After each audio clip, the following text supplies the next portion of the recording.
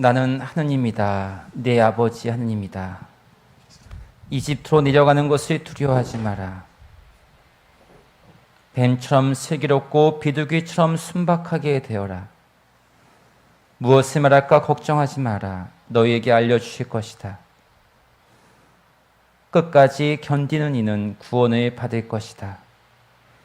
주님이 얼마나 좋으신지 너희는 맛보고 깨달아라. 행복하여라 주님께 바라는 사랑. 오늘 주님께서 여러분들이 거룩한 미사에 초대해 주시며 오늘 하루 끝까지 견디며 영원한 생명 얻는 삶을 살아가라고 선물로 주시는 말씀드립니다. 아멘. 네, 참예수님, 찬미예수님, 주님께 사랑하신 우리 형제 자매 여러분, 오늘 성지에 오시는 길 편안하셨습니까? 네, 네, 영적인 친교 안에 방송을 통해 함께 하신 여러분들도 오늘 주님 앞에 오시는 길 편안하셨습니까? 무더위와 또 장마에 또 코로나19의 대유행에 다시금 우리는 한계 상황에 부딪히고 있습니다. 인간은 한계 상황에 부딪힐 때마다 한계가 없는 절대자 신을 찾아 그 신을 바라보며 자신의 삶을 포기하지 않고 지켜내려 했습니다. 하나님께서는 우리에게 다시금 멈추라고 하십니다. 이 멈춤은 스톱이 아니라 일시정지입니다. 우리에게 주신 소중한 것을 지키기 위해 하나님께서는 다시금 우리를 일시정지하라 하십니다. 인간이 힘든 상황에 닥쳤을 때는 포기하는 스탑이 아니라 견디며 지키는 일시정지를 해야 그 힘든 시기를 이겨낼 수가 있습니다. 제가 좋아하는 말 중에 에포케라는 말이 있습니다. 이건 히라버인데 이제 철학적 용어로 쓰여졌고 의미로 따지자면 판단 중지라는 뜻입니다. 힘든 상황에 닥친 사람이 무엇인가 그 힘든 상황을 극복해보자 급하게 뭔가를 선택하려 하면 끝내는 후회한다는 겁니다. 힘든 상황이 닥친, 특히 한계 상황, 내가 원하지 않았던 많은 나에게 주어지는 고통의 순간이 힘든 상황에 닥칠 때는 뭔가 선택하는 스탑이 아니라 삶의 일시정지를 하라는 겁니다. 내 삶의 일시정지 버튼을 누르라고 합니다. 스탑과 일시정지 똑같은 멈춤인데 무슨 차이가 있습니까? 여러분들 옛날에 테이프 틀어보면 그 오디오 테이프 있잖아요. 스탑을 누르면 다시 그 틀 때 보면 다시 처음부터 틀어야 되지 않습니까? 근데 일시정지를 누르면 똑같은 멈춤이지만 그거에 다시 띄면 노래가 이어지지 않습니까? 제가 너무 어려운 비유도 없네. 요즘에 스마트폰 시대에 마치 무슨 옛날 마이마이 그 오디오 모르는 시대에 그때는 그걸 참 돌려야 됐습니다. 이게 스탑 버튼을 누르면 그 문제가 끝났을 때 다시 처음부터 시작하거나 아니면 돌아가기 싫으니 포기하게 되는데 일시정지 버튼은 그 시점에서 다시 시작하는 겁니다. 즉 힘든 상황에 한계 상황이 닥칠 때 에포케하는 사람은 이게 판단 중지라는 뜻이에요. 에포케. 그러니까 인간 관계에서도 그런 한계 상황에 닥치지 않습니까? 자녀의 관계, 남편의 관계, 이웃의 관계에서도 일시정지를 누릅니다. 에포케라는 겁니다. 이거는 철학적 용어로 그 시대에서는 이제 여러 초기 그리스 철학에서 나왔지만 이게 20세기 현대 철학에서는 말할 수 없는 것은 침묵해야 된다. 너무 말을 많이 하면서 판단할 수 없으니까. 그래서 일시정지 버튼은 또 가로를 치라고 잠시 멈춰 있다가 바라보면 되는 건데 우리는 그 멈추지 못하니 극단으로 가려고 합니다. 오늘 주님께서는 우리에게 오늘 사는 우리들에게 판단 중지, 일시정지, 에포케라고 합니다. 그래서 각자에게 주어진 것을 각자에게 주신 가장 소중한 것을 지켜내라고 합니다. 그것을 지킴으로써 영적인 건강을 돌보고 그리고 육체적 건강을 지켜내라고 합니다. 제가 지난주에부터 말씀드린 것 중에 이제 영혼의 제습기라는 말씀을 드린 적이 있습니다. 습도가 너무 습도지면서 더위는 참을 수 있겠는데 이 습한 기운은 그래서 내 방에 영혼의 제습기 하나씩 놓으시라고 규칙적으로 제습기에 틀어야 내 영혼이 상쾌해진다면서 두 번째는 제가 미리 예견했는지 모르겠는데 거리두기 풀면 안 됩니다. 왜냐하면 젊은 분들이 아직 백신이 안 맞았고 결국은 우리는 오늘 4단계가 발표돼서 다시 수도권은 월요일부터는 비대면 미사, 추운 겨울로 돌아갑니다. 우리가 1년 6개월 동안의 코로나 시기 살면서 하나님과의 영적인 끈은 더 가까워질 수 있는 시기였습니다. 왜? 일상의 번잡한 모든 생활들을 멈춰놨지 않습니까? 종교 생활을 하던 사람들을 신앙 생활을 하게 만들었습니다. 그냥 종교 서비스만 받아다니는 사람들은 그냥 세상살이를 합니다.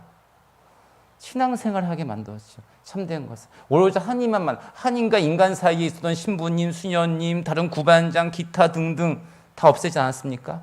오로지 하나님만 바라보게, 오로지 하나님만 바라보게 해주셨습니다.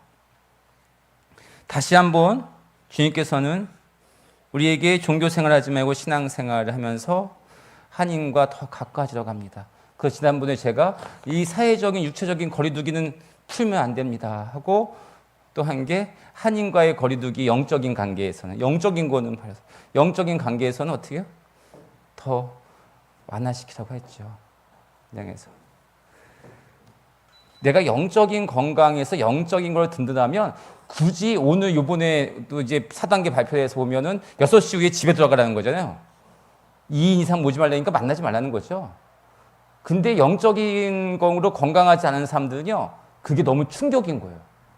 뭔가 계속 누군가한테 보여줘야 되고 얘기해야 되고 만나지 않으면 안 되는 그 허함이 있는데 영적으로 든든한 사람은 내 집이 편합니다. 왜? 내 사랑하는 사람이 있고 같이 함께 나눌 사람이 있다는 겁니다. 원래는 이게 맞는 세상이 아니었나 모르겠네요. 6시에 다 집으로 돌아가야 되는 세상은 잘 들어가야 되고 그놈의 쌍놈의 새끼 또 봐야 됩니까? 반말해서요. 네, 이렇게 얘기했더니 신부님 그 쌍놈의 새끼 얘기 좀 하지 말라고 이렇게 16강론 시간에 그걸 뭐라고 하려면 이게 방송에 액세스도 할 수 없고 사랑하는 그놈이라는 느낌이 안 오니까 내가 뭐 또 조심해. 어떤 자매님이 저한테 꼭 그 얘기 하지 말라고 했는데 또 했네요. 아무튼 또 이런 얘기할 때면 반응이 있어요. 그러니까 오늘 주님께서는 이 세상 안의 삶을 일시정지하고 자신이 어떻게 살아야 건강하고 행복하게 살아갈지에 대해서 오늘 말씀을 통해서 우리를 또 일깨워 주시고 지켜주시고 계십니다. 예수님께서 말씀하십니다. 나는 이제 양들을 이리떼 가운데로 보내는 것처럼 너희를 보낸다. 그러므로 뱀처럼 슬기롭고 비둘기처럼 순박하게 되어라. 이리떼로 보낸대요. 우리는 양들인데. 잡혀 먹을까 봐 얼마나 어떻게 보낼 수 있겠습니까? 잡혀 먹으면 어떻게 되는데? 그런 마음으로 세상은 악이 더 강한 세상이고 불안하지만 거기서 니네가 살 수 있게 해주겠다. 이리떼 세상을 뜻하는 겁니다. 세상 안에서 살아가라. 그래 니네가 참된 행복을 누릴 수 있다면서 근데 거기서 끝내지 않으면 그렇지만 그 이리떼 안에서 살아남을 수 있는 방법을 얘기해 주십니다. 뭐라고 얘기하냐면 뱀처럼 슬기롭고 비둘기처럼 순박하여라. 우리 뱀이라는 상징하면은 이제 아담과 화해에서 죄를 짓게 하는 코심을 상징이지만 이제 여기서의 뱀이라는 건 슬기롭다 이게 뜻해서 지혜롭게 너희 그냥 똑똑하다는 지식으로 살지 말고 어떻게 살면 행복한 삶이고 네가 왜 살아가는지 깨달으면서 이 세상을 지혜롭게 살라고 그러고 비둘기처럼 순박한 게 아주 저도 비둘기가 순박한 거 잘 모르겠지만 성서상에서의 순박은 겸손되이 살아가라는 얘기입니다. 겸손되이 살아가는 것은 나에게 채워줌의 축복을 느끼며 살아가라는 말씀을 다가옵니다. 즉 지식으로만 살지 말고 즉 감정으로만 살지 말고 겸손되게 자신의 부족함을 채워가라고 하십니다. 자신의 부족함을 채워간 것은 내 안에 뭔가 비어있음은 없음이 아니라 채워갈 수 있음의 희망임을 깨달으라고 합니다. 우리 막 비우라고 하면 이게 뭔가 허한 느낌, 없다는 무의 체험이 아니라 채울 수 있는 축복이라는 겁니다. 그러기 위해서 오늘 복음에서는 이 세상 안에서 그런 이리떼 같은 세상이지만 끝까지 견디는 이는 구원을 받는다고 말씀하십니다. 어떤 사람이 너무 사는 것이 힘들어서 하느님께 따지러 갔습니다. 다른 사람들은 다들 쉽게 다 잘 사는 것 같은데 왜 나만 오롯이 내 인생을 돌이켜보면 이 고통의 연속이고 바람잘 날도 없고 그런지 따졌습니다. 그러자 하나님께서는 그를 커다란 창고로 데리고 갔습니다. 그 창고에는 세상 사람들 각자마다의 삶의 고통의 무게만큼, 자기 고통의 무게만큼의 크기의 십자가들이 있었습니다. 그 십자가에는 그 사람의 이름이 적혀 있었습니다. 하나님께 따지러 갔던 그 사람은 저기 보이는 가장 큰 십자가가 내 것이려니 하고 이름을 봤더니 자기 이름이 아니었습니다. 또 그 다음 큰 십자가에 찾아갔더니 다 다른 사람의 이름이 적혀 있습니다. 계속 봤더니 왜 내 십자가는 없을까 해서 저 구석에 조그만 작은 십자가가 있는 걸 보고 거기 가서 마지막으로 들춰봤더니 거기에 자신의 이름이 적혀 있었다고 합니다. 우리는 누구나 삶의 십자가를 짊어지고 살아갑니다. 그 무게가 무겁고 가볍고를 자꾸 생각하고 따진다면 우리의 삶의 의미는 없어지고 고통만 느껴집니다. 즉, 그 십자가에 드러나는 하나님의 뜻을 발견할 수 있게 될 때 우리는 하나님 안에서 자신에게 주어진 삶을 지키며 살아갈 수 있습니다. 비교하게 되니 너무 내 십자가 커 보입니다. 나만 불행한 것 같습니다. 그러나 각자에게 맞는 십자가를 주시며 있습니다. 즉 오늘 예수님께서 말씀하시는 뱀처럼 슬기롭고 비둘기처럼 순박한 삶의 비결은 바로 예수님이 걸으신 십자가의 길 안에 있습니다. 더 많이 사랑한 사람이 약자일 수밖에 없습니다. 그러나 이 사랑의 힘은 우리를 십자가를 놓지 않고 십자가를 안고 오늘의 삶을 걸어가게 해줍니다. 그래서 세상살이에 참된 지혜를 얻게 되고 자신의 삶을 채워가는 겸손에게 비둘기처럼 살게 해줍니다. 이때 가운데 살아남을 수 있는 것은 자기의 주어진 십자가, 자기의 주신 축복을 잘 지키며 살아가라고 합니다. 그렇지 않습니까? 우리 지금 휴가철인데 저 사람은 뭐 돈도 많고 그러다 보다 보니까 뭐 그 사인 모임 안 걸리고 수도권 아닌데로 맨날 거기에서 한 달 있다 온다고. 그게 행복한다고 생각. 자신의 삶의 자리를 지키는 게 진짜 행복합니다. 그러면은 그 사람들이 느낄 수 없는 이 시기에 가장 큰 축복, 다시 가정을 찾을 수가 있습니다. 자매님 보니까 한숨을 쉬시는 것 같으니 그 안 벗으면 좋겠나요? 이게 정말 신부님은 가정생활하고 혼자 사니까 뭐 익숙해지니까 좋은데 속으로 그런 거 아니에요? 나도 혼자 살고 싶습니다. 혼자요? 그래도 지켜내야 행복합니다. 이게 금의 지혜입니다. 늘 허하기 때문에 6시 넘어서 못 나갈까 봐 두려워한다는데 이 시기에 건강도 지키고 내 마음의 건강도 지킬 수 있는 에포케의 시기를 주님께서 주신 겁니다. 이렇게 살아가는 사람들에게 오늘의 주님의 말씀이 이루어집니다. 끝까지 견디는 이는 구원을 받을 것이다. 오늘 독서에서 야곱 이스라엘은 하나님의 불신을 받고 이집트 땅으로 다시 들어갑니다. 자신의 고향도 아니고 이민족이 있는 땅으로 들어갑니다.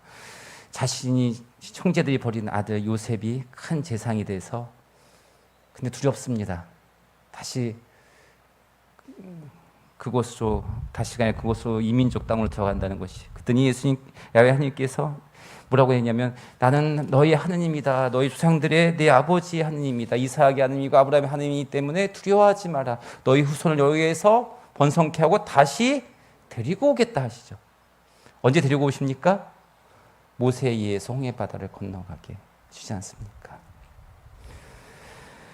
내가 그곳에서 너를 큰 민족으로 만들어주겠다고 하십니다. 즉 주님을 바라보고 이 세상의 삶을 끝까지 견디는 사람입니다. 이러한 사람이 참된 행복한 삶이라고 말씀하십니다. 오늘 우리가 영성체를 모시기 전에 하는 기도 영성체송의 말씀입니다. 주님이 얼마나 좋으신지 너희는 맛보고 깨달아라. 행복하여라. 주님께 바라는 사람. 오늘 이 거룩한 미사를 통해서 주님이 얼마나 좋으신지 맛보고 깨달아서 한계 상황의 이 세상의 삶을 축복으로 바꾸어 행복하게 살아가는 하루를 만듭시다. 아멘. 그러한 삶을 살아갈 수 있도록 묵상음악과 함께 다시 한번 간절히 기도하는 시간 갖도록 하시겠습니다.